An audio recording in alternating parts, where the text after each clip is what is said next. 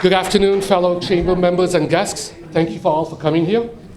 I'm lucky enough to introduce our next speaker. When you picture a backyard barbecue, two bold colors probably spring to mind. French's Sunshine Yellow Mustard and the unmistakable red of Frank's Red Hot. This morning, we're joined by the leader who made both bottles stand for something bigger than condiments, Mr. Elliot Penner, former president of the French's Food Company. As president, Elliot introduced the French's Promise, a sweeping pledge to strip out artificial ingredients while sourcing 100% Canadian tomatoes for ketchup and prairie-grown mustard seed for their classic yellow squeeze. That cleaner label, grown here, made here strategy not only delighted consumers, it fueled record growth across the business. But Elliot didn't stop at mustard and ketchup. He steered Frank's Red Hot from cult favorite to the world's #1 hot sauce brand, turbocharging sales with the now iconic "I Put That Bleep on Everything" campaign and expanding distribution to more than 30 countries. Purpose has always seasoned Elliot's profits. Under his watch, French's partnered with Food Banks Canada to deliver over 20 million meals, a commitment that inspired him to launch the EJP For Good Foundation, which rescues surplus Canadian crops and turns them into nutritious products for food banks nationwide. Across 3 decades in consumer goods, Elliot has shown that doing what's right for growers, communities, and the planet can also be great for the bottom line. Please join me in giving a warm chamber welcome to a person I'm proud to call my friend, and to a leader who proves business can truly be for good, Mr. Elliot Penner.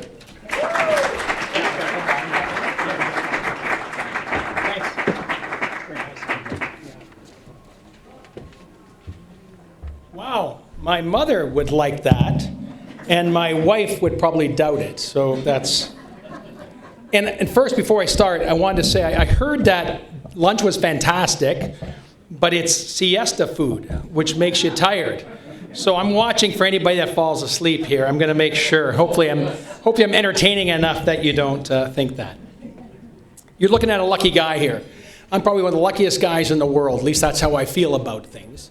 I was lucky enough to have a great family that supported me, and I was lucky enough to be educated at Cambridge, which is a great start, right? I mean, it's a great place to be educated.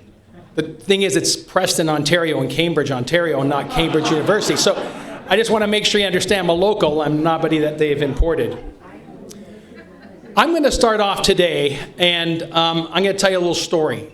And that story, hopefully you'll see it throughout this presentation and how it changed my life. It happened when I was about 6 years old, maybe 7. And it happened in my garage with my father. You know, my father was a guy who had a tough life. He was adopted, and he had some times in his early childhood that weren't so great. And I think that probably shaped him, maybe, in some of the things, the way he saw things. Because when you don't have much, everything looks of value to you, doesn't it? Well, we didn't have a lot in those days. And as any young family in Ontario at the time, you have to make fun with not much. So our big exciting day was to go from Preston, Ontario, in a car to the parks in Toronto along Lakeshore.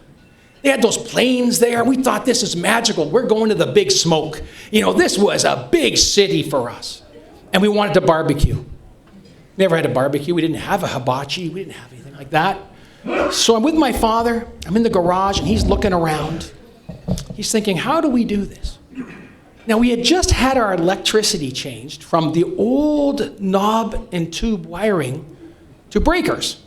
And there was the old black box that the electrical box had. He looked at it and he said, that'll work. I don't know what he's talking about, right? And then he got this little grate from an old fridge we had there.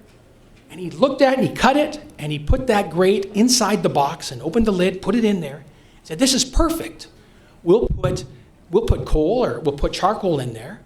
We can put this on top, and we can barbecue our meat, our hot dog, whatever, and we can close it up. It even closes up. It's like a portable thing. Now, At the time, I didn't realize really what was going on, right? But as I thought about it years later, there was a huge lesson in this, in that value is all around you. It's everywhere. It's just how you look at it. If you miss that opportunity, if you miss that, it goes away. But if you take the time to take a look a little closer and to listen, you'll see there's value in so many things around you. You just need to tap them. And hopefully today you'll see this all through this presentation, okay? So, I said I was a lucky guy. I got to run the French's Food Company, and what a great business it was. We're a company that was lucky enough to be part of pretty much everybody's backyard or a special occasion. Think about it, a birthday party, we were there. When it was Memorial Day, or it was 4th of July, or in Canada, it was the Queen's birthday, or Canada Day, we were there. In the UK, we were there for holidays even there. We were lucky enough to be center of that table for important periods in people's lives. And that was a really special place for us. And as I started to really respect that, I started to think about those families, and I started to think about all those opportunities that gave us by being so close to what mattered for them. As we started to have competition, you say, how do you diversify your company? How do you make it different? And you see, we're about a $600 million company. In the food industry, that's pretty small, right? And the way you survive as a small company is to make a lot of money and have a product that everybody believes is better than anybody else's. If not, someone's going to take it away from you. So you don't have a lot of cash to do endless research. And you really got to start asking consumers questions. And what I found was every country I went to, when I talked to consumers, they said the same thing. The exact same thing. It didn't matter where it was. And this is why I get so frustrated when I hear about all these differences with countries and people complaining. The average person wants the exact same thing. They care about their family. They care about their neighbors. They care about what they feed their kids. They want to do well. They want to do well for their family. They want to help out. Sometimes they don't know how to do that, but they care about the same things. I saw that in Russia. I saw it in the United States. I saw it in Canada. I saw it in Japan. And that started to really hit me over the head. I'm spending this money on research. They're coming back with all this stuff, when in fact, it's sitting right in front of me. If I can touch them on the thing that matters the most, then I should be successful. My brand should be different than somebody else's. But it's got to be authentic, right? You can't do it in a way that just says, I'll just write this on a bottle. You've got to start to behave that way, because authenticity is the most important thing. And you've seen what's happened to companies that aren't authentic, right? My friends over at 3G and Bud, they had a problem with their brand, right? Because it wasn't an authentic thing they did. It was an opportunistic thing they did. And if I shared anything with anybody, it was be authentic, don't be opportunistic. So we looked at our brand and we said, what can we do to actually insulate us from our competition? Well, we can do the right thing. Now, before people were even talking about better-for-you products, or local, or homegrown, we launched the French's Promise. And what the French's Promise said was, we're going to look at our ingredients, and we're going to look at our packaging, and we're going to look at everything we do, and we're going to make sure that it's clean. It's clean, and it's effective, and it doesn't diminish anything from anybody. And that took a little bit of effort, right? It cost some money to do that. But we really believed in the end that's how we would differentiate. And if you look at how we launched ketchup, that was the big piece of us, right? We weren't using high fructose corn syrup. We were using locally grown tomatoes with real sugar. And when you do those kinds of things, it's hard for competition to come after you, because they got to change the way they've been doing business for years. But if your whole mindset is about doing that as a company, everybody gets on board. And it led to #1 product ranges for us in pretty much every category we're in. We were so lucky and so blessed to have this brand that allowed us to get into people's homes and allowed us to really take that #1 position. It really taught us a lesson that you can grow a business with phenomenal sales and profits by doing the right thing. And you know what's really interesting?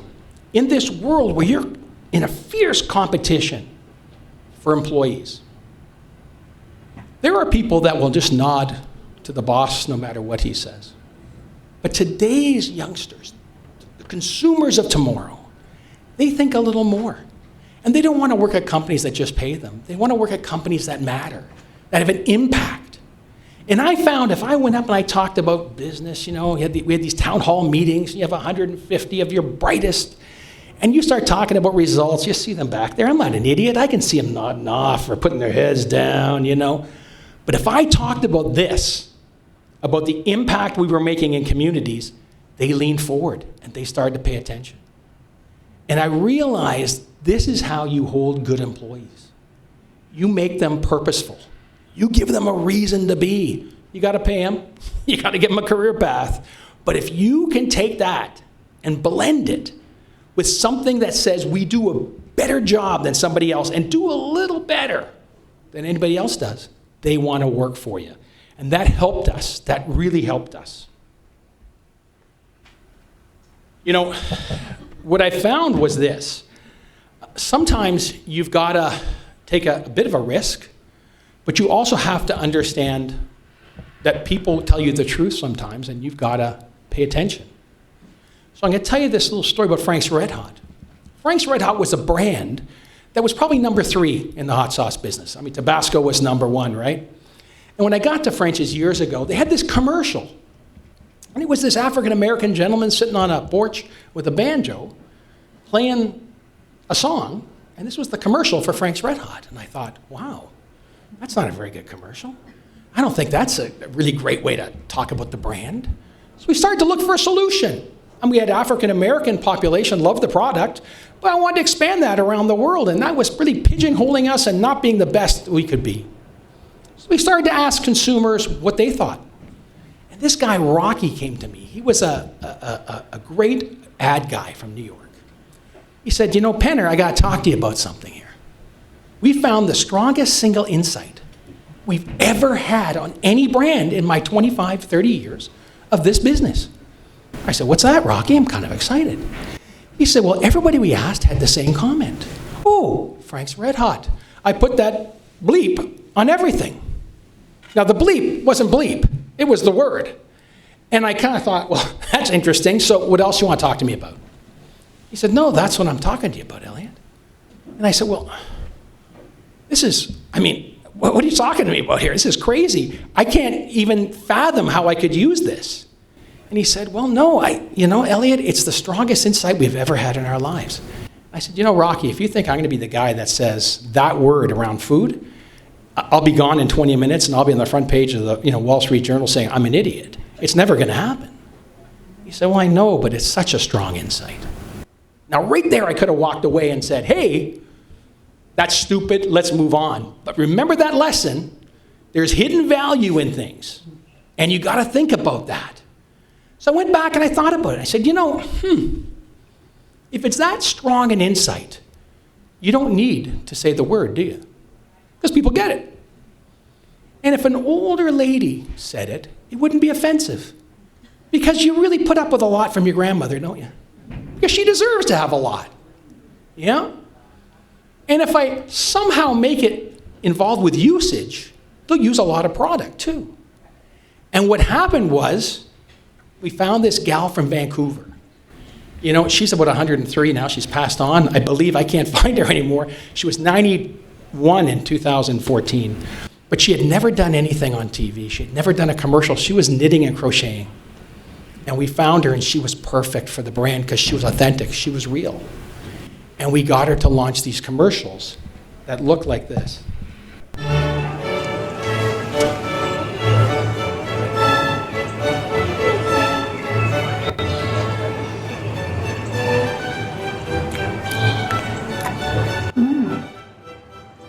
Lovely. How does one make such delightful cucumber sandwiches? Frank's Red Hot sauce, Your Majesty. I put that on everything.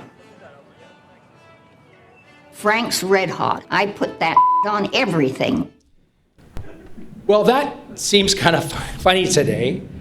It took the brand from number 3 to number 1 in the world because that insight was so strong that people did recognize that really it did add flavor. And by putting that splot, it said use the product and use it on everything. So people did. They started putting it on, I was in the UK and I was doing this consumer interaction and they were testing it and I knew we were successful when a guy said, "Oh, this is lovely." And they talk so nice. "This is lovely." I can see that on my cheese on toast after I come back from the pub. And I knew if that guy sees it on cheese on toast, we are successful because that is their host food. And we went from number 3 to number 1. Everybody thought we were crazy, but Jean Hamilton became a superstar overnight. And guess what? She got an agent about 3 months later and started to negotiate for more money. The cute thing about Jean's agent was she sounded like a truck driver, but looked like Elle McPherson. She was from Vancouver. And she called me, and she was so slick. She said, "Penner, I think you're a blue-collar guy in a white-collar shirt." I don't know what that meant, but she was trying to get me, right? And she said, "Normally what we do is we do the back 5 years of the contract up front." I said, "Not when the commercial talent is 94 years old, we don't."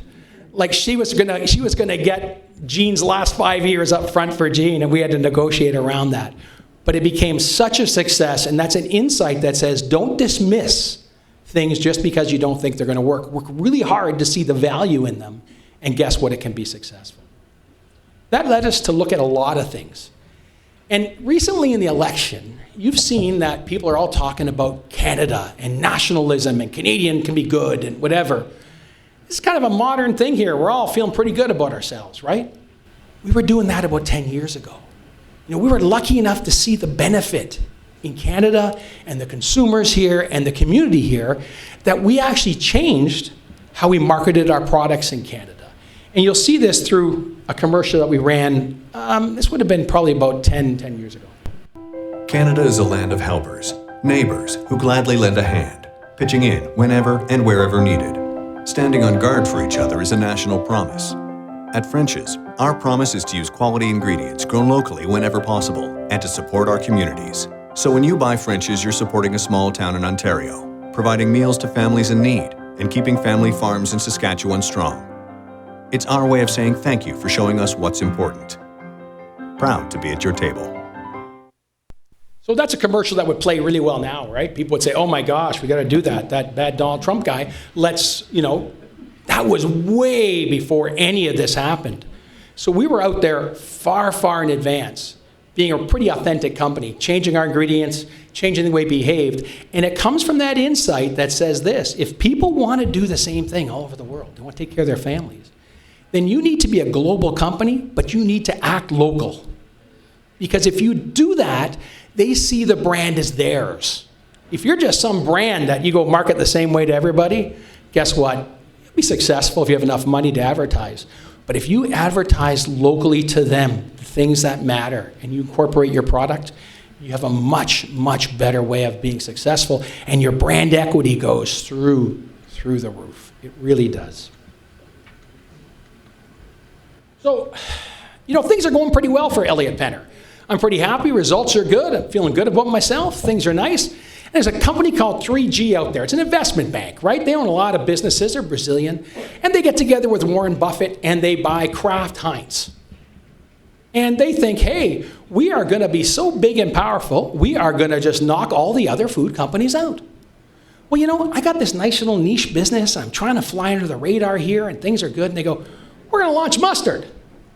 What are you launching mustard for? You're a zillion-dollar business. My little business, leave me alone. No, we're going to launch mustard because you know what?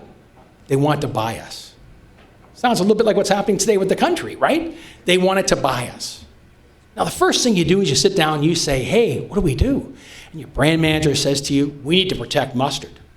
So let's take our money and put it all behind mustard. We'll discount the product and we'll show them.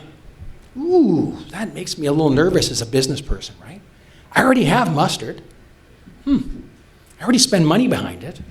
I have a profit margin I have to adhere to. And if I spend all my money against mustard and I just hold what I had, guess what happens to profits? They go down, right? Not so great for a shareholder. I don't know if that's a great thing. I know we got to protect, but I got to think of something else I can do. So what do? You look for value, right? You go out and you say, what do they do that I could do better? I look at ketchup. And we had been involved with farmers for a long time in Canada through our mustard seed and onions, and we had not really done much with tomatoes because tomatoes, they said, California is the place. That's where you get tomatoes. And while we bought a lot of tomatoes for barbecue sauce, we weren't in the ketchup business. Well, I knew they left Leamington. I knew they left farmers. And I went down, saw some farmers. I got to walk the fields there a little bit, found out the plight these farmers had, and understood that many of them were actually doing second jobs to pay the bills now. One was selling insurance. Another guy was driving a truck. Because guess what? They weren't selling tomatoes. I thought, well, why can't we launch ketchup? Why don't we go and launch ketchup against Heinz? Now, that sounds like an insane thing to do when they have like a 70 market share, right? But I found out they weren't buying locally, and they used high fructose corn syrup all over the United States. I thought, this is kind of an Achilles heel for them. So instead of protecting mustard, why don't I make them protect the single biggest thing they have? And that's what we did. We launched ketchup into North America. People told me I was nuts. Well, I can tell you, over the next 4 months, we got a 33, 34 market share. Queen's University talks about it as they've never seen this happen before. And we were the third biggest story in the country that year. Ketchup, Leamington, and tomatoes? It doesn't seem that's that exciting, I guess, in this country, but it was really exciting for people because they talked about it all the time. It never would have happened if we didn't have a belief that we could do something better. Now, during that time, the whole farmer thing in Leamington really started to throw me a little bit, and I thought, this is terrible. And, we need to really ramp up our business in a much different way to protect ourselves. And we started to work with Food Banks Canada. We started to work with all kinds of local initiatives to say, how do we become more ingrained in the community? Well, that chart right there is probably the nicest chart. Like if I could have it in my bedroom, if I could have it in my kitchen, I would have it. It was my lifetime at French's. And if you look at that chart, if you're in business and you see that chart, it is the most magical chart you can ever see in the world because it keeps going up. It keeps going up. Now, when we sold this business, McCormick bought it for $4.2 billion. Think of this, a $560 million, $600 million US business. You pay $4.2 billion for a mustard and hot sauce business. Why'd they do that? Because the brand was so strong. And where do you get results like that? Now, you can fake a quarter. You can fake a quarter. Guys do it all the time, right? They jack up the numbers. They don't pay their bill. You can fake 6 months. Maybe you can fake 2 years. I don't know. But you can't fake 20 years. You can't fake 20 years. And that shows you by having the right underpinnings in your business, by having a margin structure that helps you. By the way, our margins were 60%. 60% in the food industry that probably carries a margin of about 18 maybe. Unheard of. Our profit margin was 23, 25, 1 year 27. Think of that. 27 cents on every dollar. All the while delighting consumers, and it even gets better. Because part of the goal to really insulate us from the competition was to give back. It was to give back and tell consumers that they could help us to give back too. And this is where things start to really come together for me in my head. And again, go back to that message about hidden value in things that nobody cares about. I tried to buy a bunch of tomatoes because the bumper crop said, we have more tomatoes than we can use that year.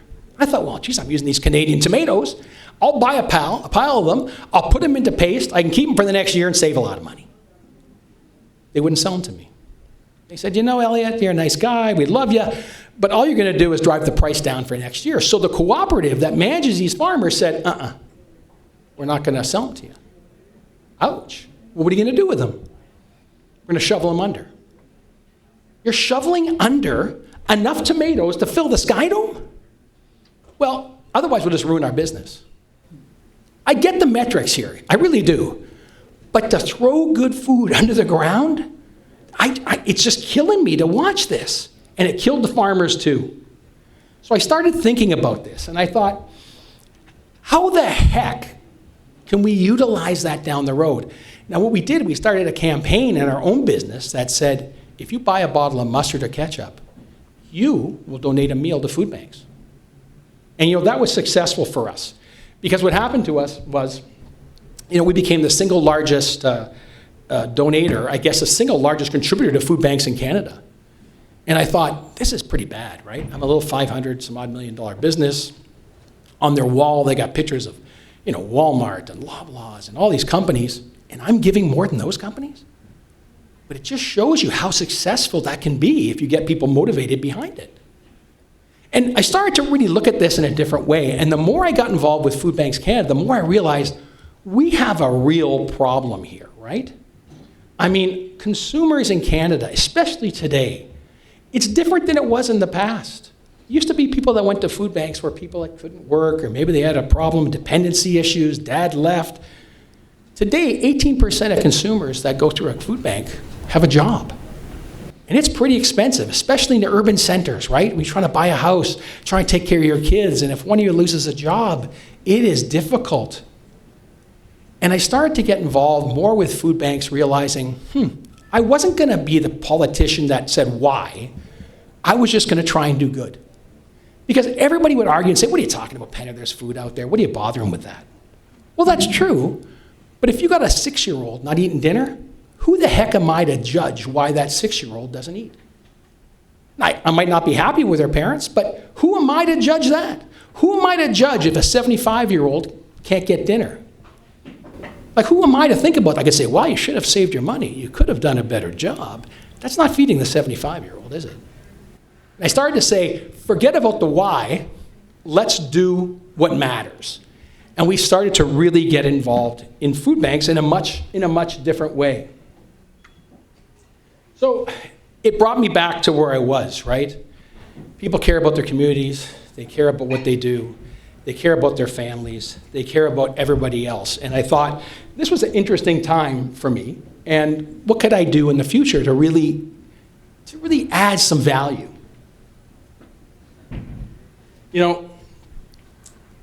It kept on hitting me in the head. And remember, we're selling French's now, right? And I don't have a lot to do if I sell this business, because they asked me not to go to work for 2 years. They said, could you please work for us? And I said, I really don't want to work for you. But they said, well, you don't have to do much. We'll just pay you, but you can't do anything. So for 2 years, I didn't have a lot I could do, right? I thought, that's a waste of energy, isn't it? My wife would probably not like that I was home all the time doing nothing, so I had to find something to do, and this kept on hitting me over the head. Wasted product out there going under the ground, kids that aren't eating. I had a big impact with French's on food banks. What could I do?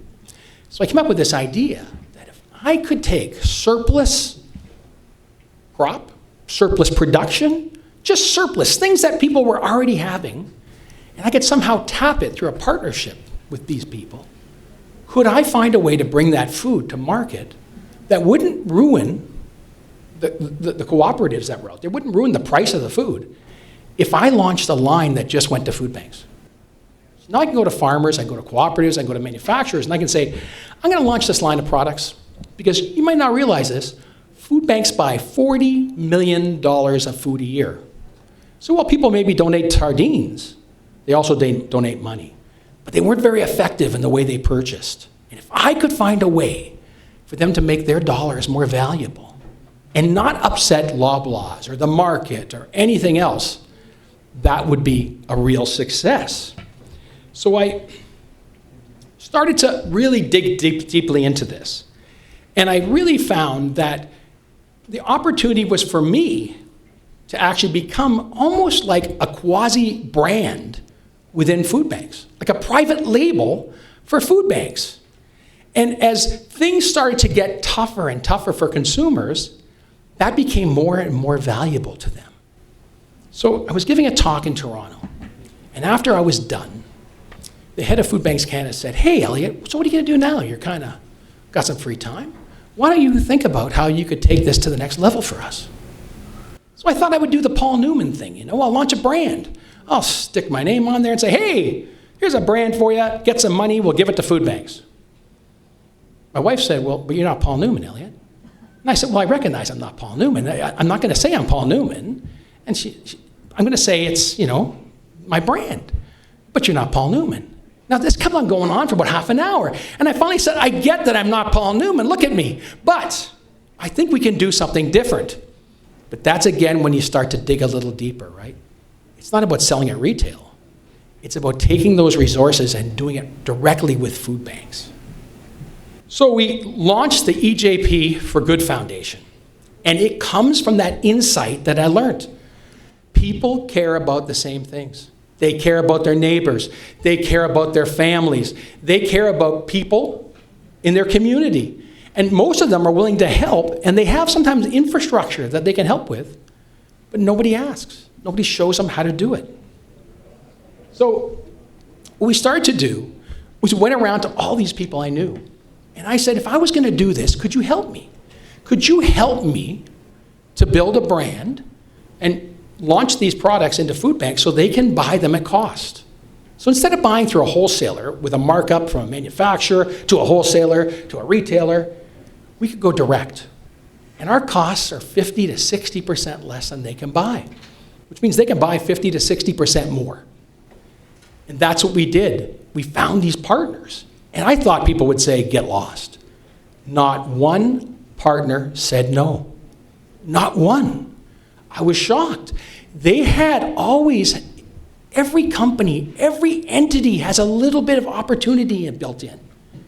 And if you can take that opportunity and help them to do good with it, they're more than happy to give it to you. You can't hurt their business. You can't make them go broke. You can't make it difficult for them. But if you can find a way to take that little bit of excess, that little opportunity that exists, and they do good with it, they line up. They line up to help you. So that's what we did. We launched the For Good Foundation. The way it works is we get surplus crops or surplus inventory or surplus manufacturing capabilities. We package it into products that only is at Food Banks Canada. It goes through food banks and gets distributed across the country. We thought it would be a little idea. And I kind of thought I'll do this on the side. Well, to date, we've shipped over $50 million of food. We're the single largest contributor to food banks in Canada. Pretty unbelievable when we just thought about this little idea that we had. And now it's so big I can't get out of it, right? I'm here forever, I guess, doing this thing. And it has become this labor of love for everybody involved. I haven't had one partner leave, not one person say they want to stop. When I feel like I'm over asking, they tell me to stop and they want to give me more. It's because we found a way to help them to do good without really making it that difficult. Look at the people that are on here. The Canadian trucking industry had a tough go for a while there, right? They had the problems in Queen's Park and in Ottawa. And I can make the food, but how do I get it to food banks? It costs a lot of money to ship things. So I went and talked to the Canadian trucking industry. They have a little thing called Trucks for Change where they try to help out in the community.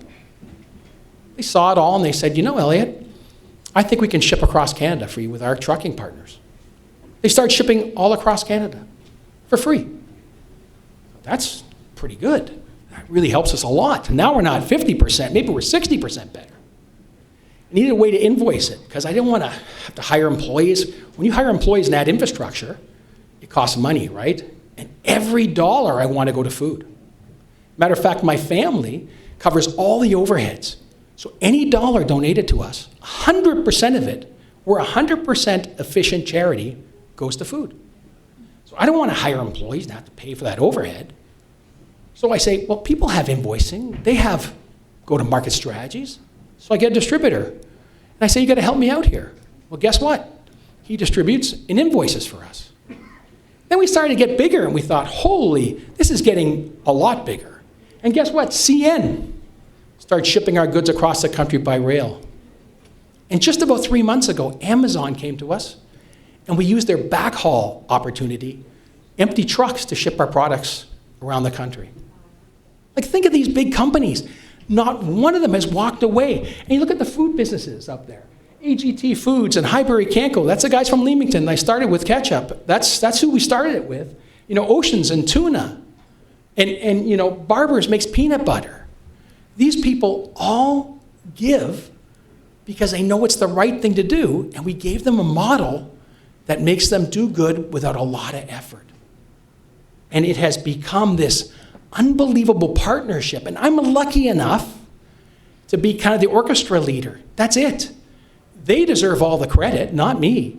They're the ones that do the work. I just get to be part of it. Stankman Elliott's one of the largest law firms in Canada. They said, we'll do all your legal stuff for you.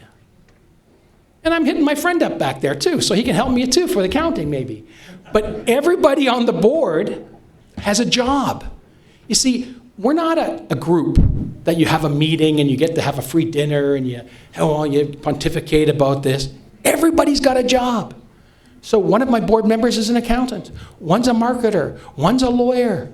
Everybody works because that's how you keep the infrastructure small, and that's how you become really, really successful. Like I said, we didn't want to embarrass anybody, so we went out of our way to make products that were great quality and were the products food banks were looking for. Our label, people have told me, could be in Whole Foods. It's a great looking brand.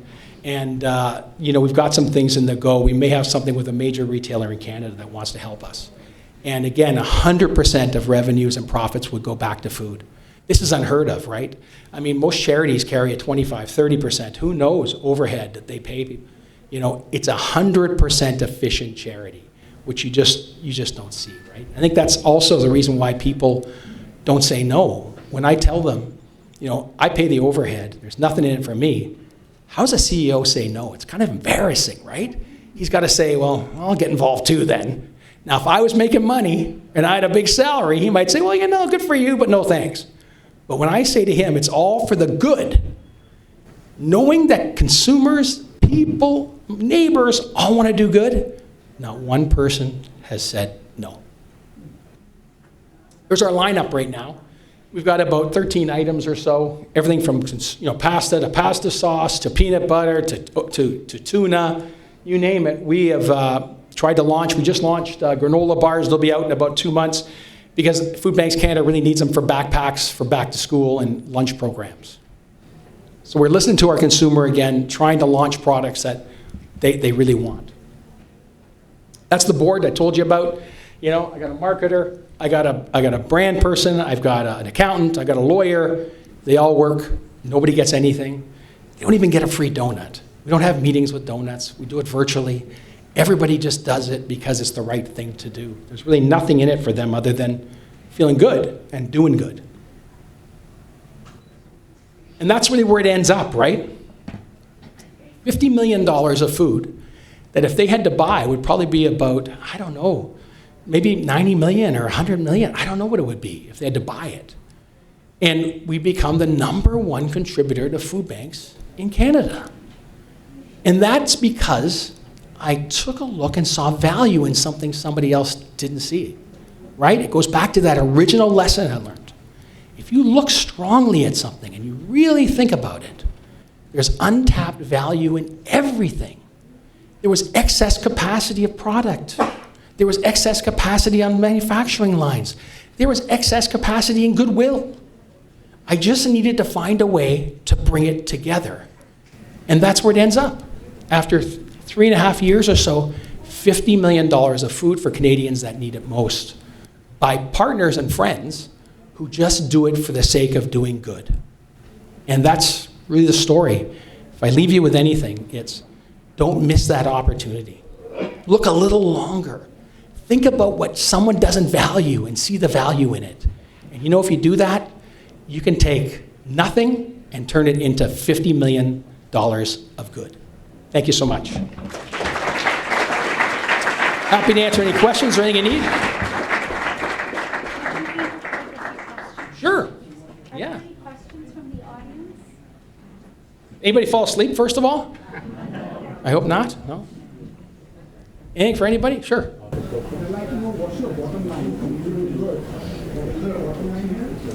There's no bottom line because I give it all back. So you see, this is the interesting thing. It's not a business, it's a charity.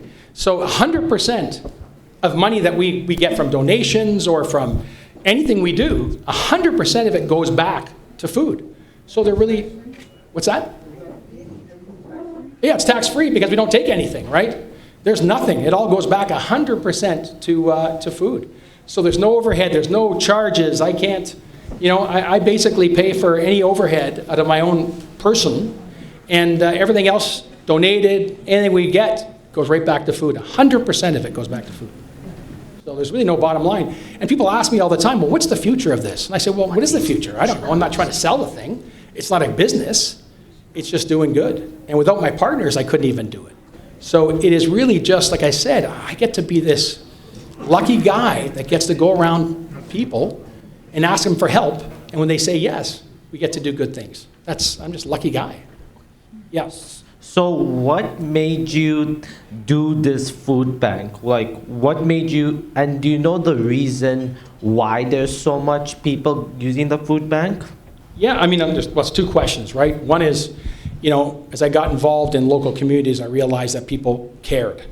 And that really made me find something to help with something people cared about. And food insecurity is an issue. And it's not that we don't have food. We have more food than we can use. It's somehow getting that food to people that need help. And again, it's a real political conversation that I just, tend to avoid. People ask me, I don't say, hey, the government should do this and that, because you get down that path, it's a much different thing. My thing is, there's people going to the food bank for whatever reason. I think people are divided because people are divided on the reason why. Some people blame the government. Some people think they don't have enough money. What do you think is what do you think is the main reason? This is a personal view, nothing to do with the foundation. I think when you take away opportunities from people, the average person, whether it be not everybody's a doctor, not everybody's a lawyer, not everybody has the ability to take things and turn them into businesses, but they all want to do well and they want to take care of their family and friends. And when you take away that manufacturing sector, when you take away jobs that, you look back when I was a kid, we didn't have a lot of money, but we had a car, we had a house, and my parents fed us. They could still provide that dream to their kids. You take that away, and there's no place for them to find that. I think it's difficult, and I think it creates a kind of a cycle here. I just really I don't count on the government to do everything for everybody. I think there's a lot of good out there and a lot of opportunity. We just got to challenge ourselves, and I think the best thing we could do is give people jobs. I have to agree with you on that. That's my view. I'm not a politician. I think that would make a lot of people happier. Hi. Elliot, I'm just so moved. I can't thank you enough. Great. I used to be the London organizer for Shelter for the Homeless. Sure. And I think what you're doing is just magnificent, okay? And bless you. That's all I can say. But do you do hot meals for the homeless? Would you be able to expand into that as your next thing? So, there's the homeless situation is much different than the working poor, right? You don't see a lot of homeless people at food banks because a lot of times they got to get there and they haven't got a car and they don't have whatever. And we've really looked at ready-to-eat meals. And AGT Foods does some things with the United Nations where they feed people around the world. And here's been our problem. I'm being honest about this. If I was to send food to Africa and it was enough food to nourish someone for the day, they will eat it and they'd be happy that we did it. If I took that same product and I brought it to Toronto, they don't like it. They won't eat it. So I've got to find a solution that is edible in their, from their taste point of view, that they would do. Hot meals are tougher and so is fresh. One of the opportunities I'm working on is a way for me to, and again, this is because I don't make any money here, right? The foundation is about putting back into food. So we're looking at a model that if we did have donations, could we do it through a wholesaler that the food banks could purchase fresh food and put it into there. So it could be milk, it could be cheese, it could be things that I can't ship, right? And again, people say, why would you do that? Aren't you supporting your brand? It's not a brand. The whole goal is to get more food to people. So we're working on trying to get solutions. People have asked us about pop-top cans, because once again, you have no forks and knives out there. But hot food is a much different. It's been a different issue for us. I just want to tell you that in London we do hot food for the homeless along the truss there. But it's done. We give them Indian food, which they love because they Sure. think it's a treat. Yeah. Always think it's a treat. And I run a centre, Asher Centre, in Gloucestershire, and we have fields of food, and we just allow food banks to come and take the fresh food. 100%. And I think that's something that could be an expansion of this. I think what you're doing is just so wonderful. I can't tell you. I think allowing the farmers to allow people on to do the picking and use fresh foods. So it's I'm finding it very successful. there are so many opportunities that it overwhelms you. That's what I find. And what I'm always challenging my board is to be focused and to actually have a delivery. So, someone will say to me, I've got 3 truckloads of peppers. I go, that's great. The amount of energy to take those peppers and find something, I can get probably $5 million of food to people. So I look and I say, there's different organizations that do a really good job of that in the local area. And I work with them and help them to scale up. But for me, it becomes much more monumental if I can get $100 million of food to people versus that 3 truckloads of peppers. It doesn't mean that's bad. It just means I need to put them and help them do that. And the same thing we do. We donate to kitchens and food kitchens, and they actually make food right in, for people that have a lot of other issues going on. They make hot meals for them. But I think this thing about how can I get ready to go food for the homeless is something we're really looking at closely, and we just got to find the right mechanism to do that, Good for you for doing that. It's a really a good thing. Good for you. Anybody else? Hi, thank you very much for your wonderful, moving story and the way you started and where you have transformed in so many years. Food has always been a very, very loving subject for me. Yeah, me too. I can see it. I like it. In my life, and so for the others. And one of my biggest dreams in my life, if I can even come very close to it or a little bit close to it, is to feed the needy and the poor in the third world countries, where leave alone hot meals, but just getting a clean glass of water is a dream for people. Right on. And having said that, I think you have already brought a platform together in so many years, locally, I would say. I don't know if you've been doing this globally in the third world countries. I think we are really blessed. I come from India. I've been here 30 years now.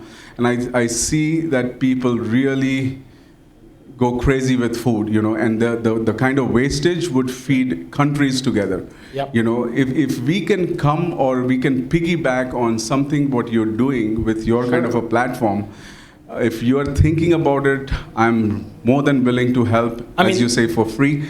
This is something very close to my heart. And if you can do something or just a seed can bring a big crop tomorrow. So you speak to a really important topic, right?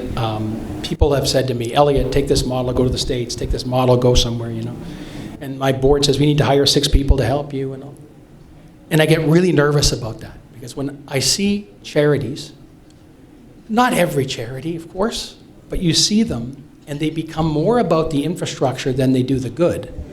It just drives me crazy. And I see that in food banks, too.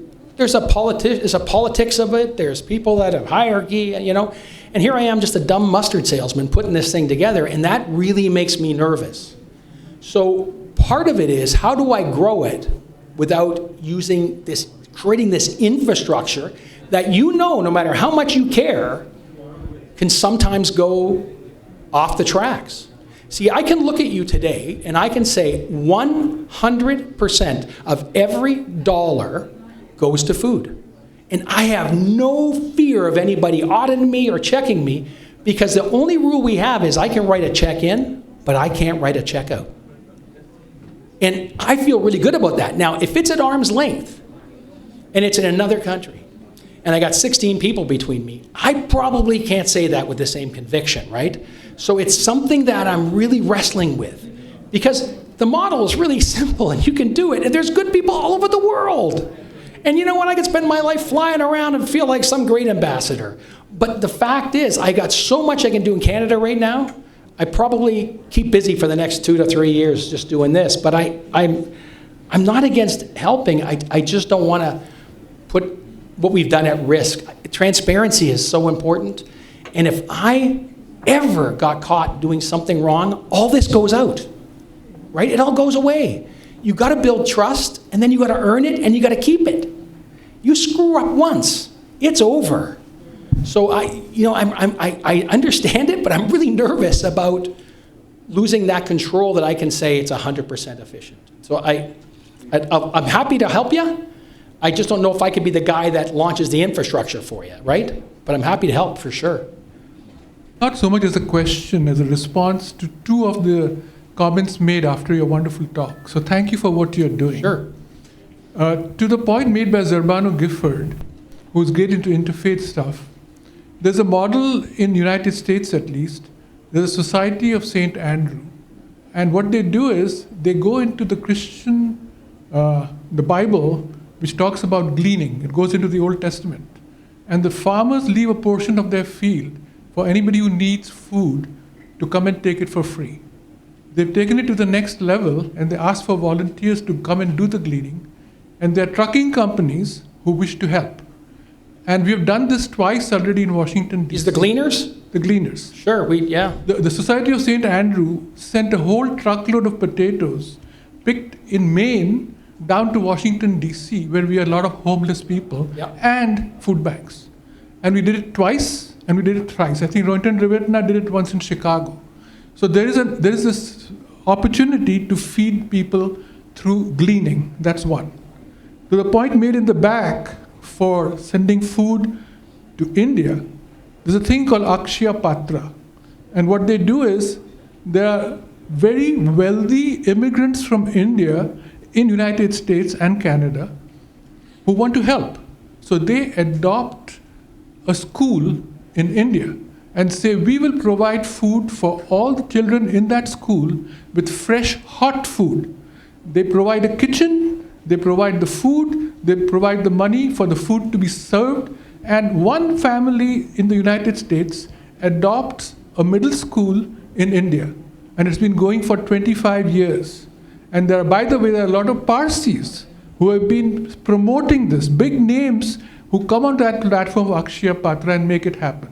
So I'm so delighted with this flavor of the world's Zoroastrian Chamber of Commerce, where money and business can be used to help the hungry. So thank you very much to the organizers and to you for sharing. That's great. You know, the Gleaners are in Windsor, and we've worked with them. They've got a little portable canning factory they take around, and when they have an excess of corn or whatever, they package it up and do it. So it's alive here. Again, it's another model that you can help, you know, and it does good. And it's just people that want to, you know, they want to do good. That's what it is. And then when you say people like there's wealthy Indians that want to give back, it goes back to that original, you know, original insight. People want to help. They really do. The average person's a pretty nice person. They really do. We have all our differences, but the average person wants to help out, you know? Okay. Thank you very much for all your attention. Thank you.